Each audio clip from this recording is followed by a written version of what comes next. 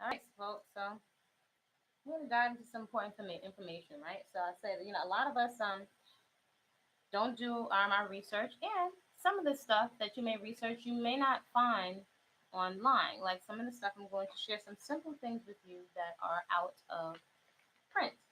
Right? So these are old books of Joseph Robinson, aka he calls himself self-proclaimed high priest Kwatamani, Kofi. Lots of times you don't even know who you're dealing with. So it says Kofet Kwatamani, but his name is Kofi, Kofi, but his daughter has another name. So sometimes with the different aliases and stuff, you don't even know who you're referring to. So he's not Kofet, he's Kofi, but his page says Kofet. All these little things that you wouldn't be able to pick up on, right? So it's one of the old titles of the book. So leaving out of the cult as somebody that had all the books and read all of these thick books several times as I'm moving to get out of there, I can't hold on, to all of this stuff. I got to get out. So a lot of stuff I had to leave behind. Quite often I understand that, or it's understandable that you'll have to leave clothing things behind so you can uh, go on with your life, or even a lot of times you want to get rid of a lot of the books and stuff. It's so much that's invested, but when you realize that the books and the tapes and the things have been used to brainwash you, again, I'm understanding why many people um, don't come forward. So I'm going to share some stuff with you, some quotes from Joseph Robinson. This stuff I've seen them get rid of. I've seen a lot of these as I was leaving before, or right the period right before I left. A lot of these books were in the garbage, which is interesting because it costs a lot of money to produce a lot of books. So this is some of the old stuff that you're not going to find when you do your research, most likely because it's out of print. So listen very carefully, folks. There's some little quotes. By this time, the sacred daughters have begun to become truly conscious of the fact that menstrual periods are basically functioning out of control if a daughter is not going through periods of pregnancy. A daughter was not designed to menstruate constantly without interruption, month after month, year after year. Menstruation is the signal of another egg that another egg is lost in the process of recreation. Therefore, over a period of 10 years from the normal ages of conception of 12 to 14 years, again, therefore, over a period of 10 years from the normal ages of conception of 12 to 14 years, a daughter who has not conceived would have lost 120 chances of giving birth forever. And certain contraceptives multiply this effect by hundreds of percentages. I want to make it clear that I'm not saying any particular thing here regarding marriage and the ages of 12 to 14, for it is quite clear that marriage must be based upon the holistic maturity, whatever that age may be. I'm simply using these numbers because this is the average age at which a female begins her menstrual cycle. This example is provided so that you can utilize your divine imagination in order to determine the effects on a female's body when she reaches the ages of 31 to 35 and she has not yet given birth. Thus, it becomes clear to the holistic living daughters as well as to the sons that early childbirth is a very wholesome act. It begins to become clear that why the average daughter who starts to produce children early in life tends to maintain her youthfulness and the ability to continue to reproduce, while others with a concept of limited or non production find themselves aging quickly without a youthful attitude and with a tendency of reaching early menopause. Okay. This is coming from Rewind. So if you've come to this late, I'm just giving folks, for folks who don't do their research, or you may not find these things because they're out of print. So this is from Joseph Robinson. Just a little conceptually and in reality, it is an obvious fact that one supremely devoted, holistically committed son and 5 to 10 holistic oriented daughters times 5 families can produce a fully and vastly experienced self-sufficient community before the oldest offspring reaches the ages of 12 to 15. These kinds and types of true conceptual realities will begin to manifest within this phase, and the devoted, loyal, and successful few will guide the holistic living destiny of the sacred sons and daughters. This is coming from Joseph Robinson. When and if a section of the community, now keep in mind his community is pretty much him and his mates and mostly his children. Three new additions are folks that have been groomed from beliefs. There was one that was there first, married, maybe to his oldest daughter, that was groomed from the states. When and if a section of the community, that would be him and his mates, feels that a particular son or daughter has displayed the holistic character necessary to meet the full direction, maturity, and personality of the present evolutionary stage of the community family, the elders will consult with the master qualites. Right, this is the Kwatamani community, so the master qualites of the Kwatamani community, the master qualites, and afterwards will render a recommendation to the supreme qualite of Kwatamani. What do you think that is? That's, again, this cult is him and his mates, and their mates that have disappeared.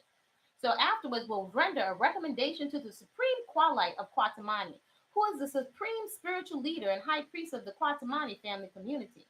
A unified decision will be made, and either the individual will continue his or her holistic studies, or the individual will be allowed to go forward through affirmation and therefore will be allowed immediate marriage into a family system.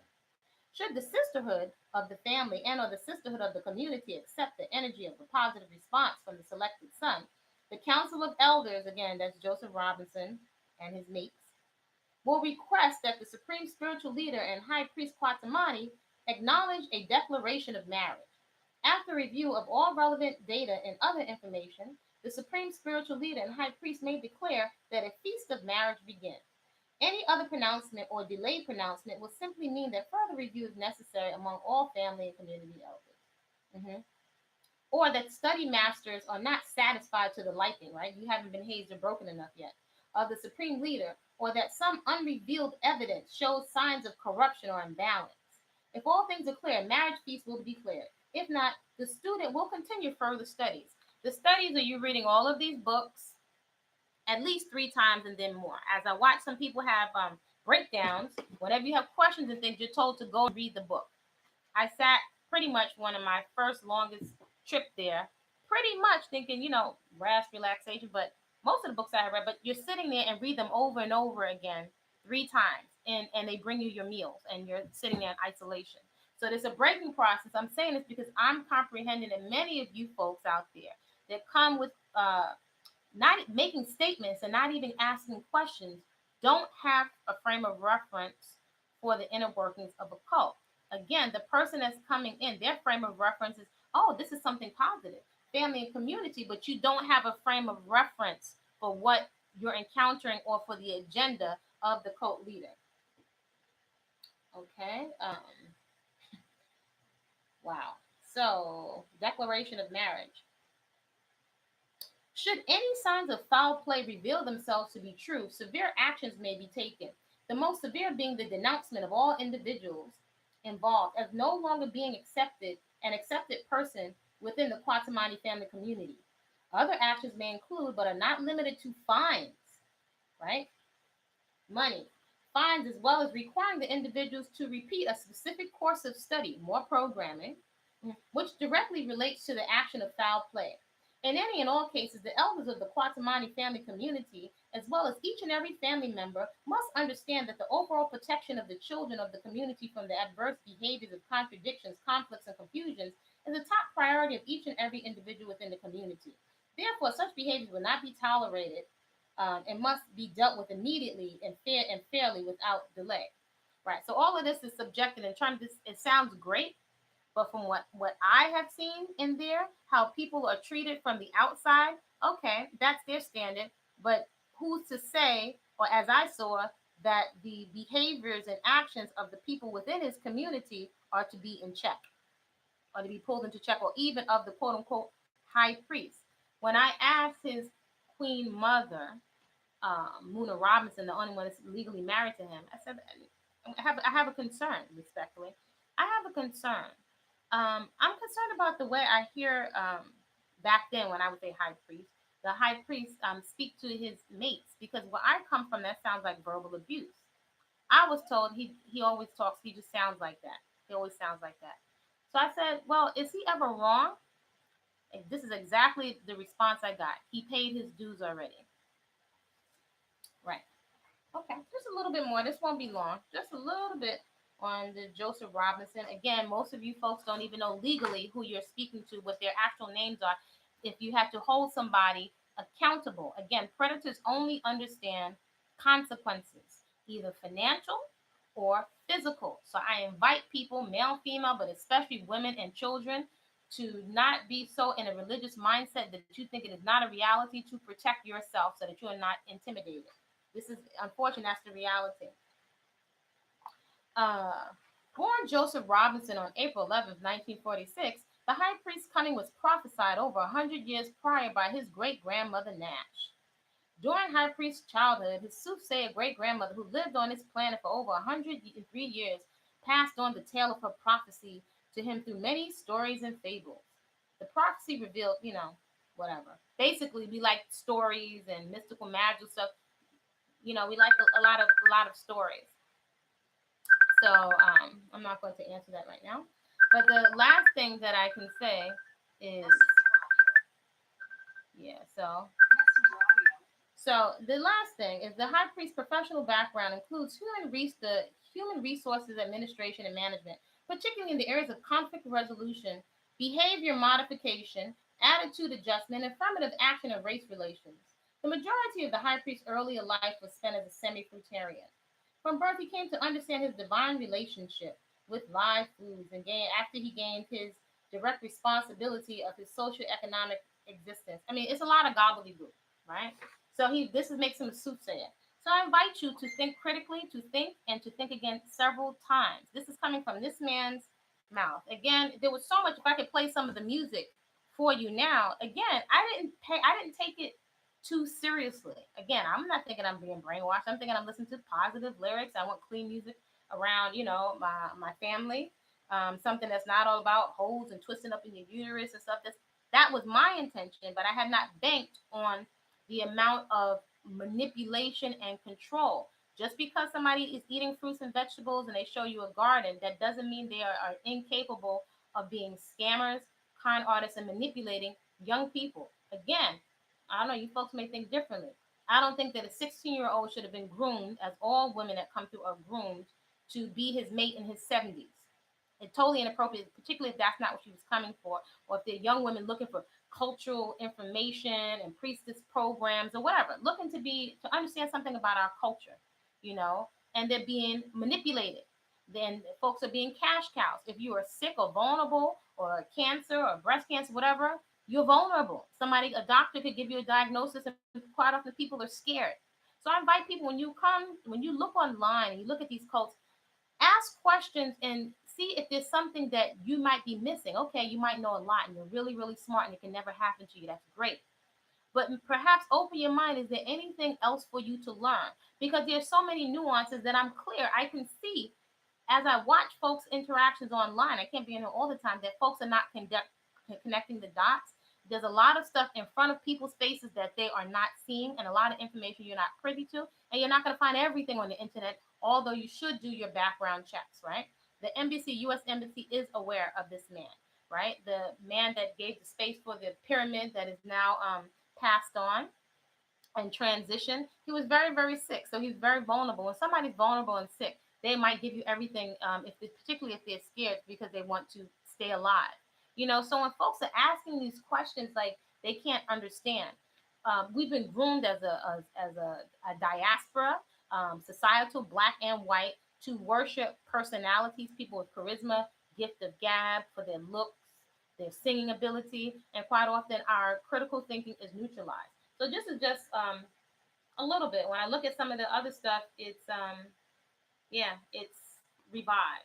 But I only say some of it. I had so many of the books that I couldn't carry this stuff, because when it's time to get out of a cult, you got to leave everything and you got to break out. When it's time to go, it's time to go. But and this being in terms of copyright law, that is legal. If something is a book, it's put out there, that you can't put it. So my goal is not so much to cause any harm to any of these children, but without the details and without some of the nuances, that's one of the reasons why people can't connect the dots. So this woman, there's a lawyer in here. This one, I used to always look at her face and she would look down and depressed and wonder why in all of the pictures. In the recent books, you don't see it. They've gotten rid of a lot of the material. And again, as I was leaving, I saw a lot of the books in the garbage. So people that are new to the scene, or not, maybe don't even have the time or make the time to look at the older information, some of it's out of print, you're not going to find. So what I experience in here it's not up for debate. Yeah, this is that young sister when she first came in here. So I don't know if there's anybody in Belize that's gonna see it, but this sister that was in here, I'm sure her mother did not intend for her to be his mate. You know, a young girl coming in here at 16. Most of these are his children and his family. So he was talking community, all this stuff. This is him and his mates. And if you're not broken and you haven't gone through the hazing process, you're not allowed to speak. So he'll wait folks out. He's very, very patient. At the health fair tomorrow, under the guise of fruits and vegetables and basketball, you know, if no one says anything or cross references predators, they continue to run amok in our community. Do your research. Um, I encourage folks to not feel intimidated to ask questions and be uncomfortable but respectful. And when you notice flags and patterns of rhetoric and not having your questions asked directly, when those things come up and your senses come up, they're coming up for a reason. Even if you can't find all the answers, you don't have the language. If it's not adding up, it's not adding up for a reason. Trust your gut. Trust that you can see that there are things that are not adding up because there's an intelligence within each of us, and we are conditioned to second guess it. All right, take care.